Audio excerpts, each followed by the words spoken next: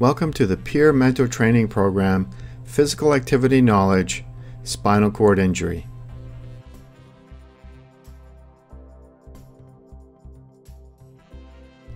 In this second module, we will once again be looking at the physical activity guidelines for adults with SCI.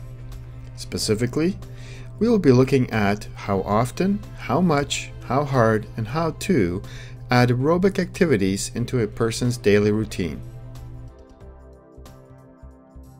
The first how is relatively straightforward. For fitness benefits, the guidelines tell us at least 2 times per week of aerobic activity. It is important to emphasize the at least aspect of how much.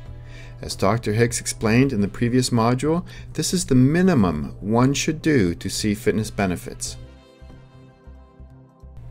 The second how refers to the quantity, how much or how long a person with SCI should be engaged in aerobic activity to see fitness benefits. Remember, the key phrase here is at least 20 minutes during each workout.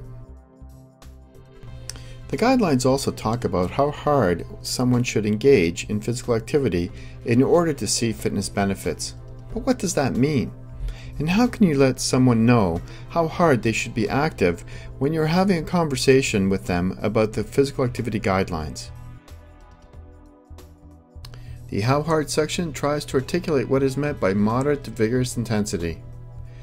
Here, Dr. Hicks explains further. Moderate intensity physical activities feel somewhat hard to complete, but you can maintain them for at least 15, 20, 30 minutes even without getting too tired. And if you want to put it on a scale of 1 to 10, usually a moderate intensity physical activity you'd rate as a 5 or a 6. On the other hand, vigorous intensity activities are harder to complete, and so individuals who are performing at a vigorous intensity might have difficulty talking at the same time as they're exercising, so that's the old talk test. And if you were to give it a rating scale between 1 and 10, a vigorous intensity exercise might be closer to a 7 or an 8. There's another way you can gauge how hard you are working.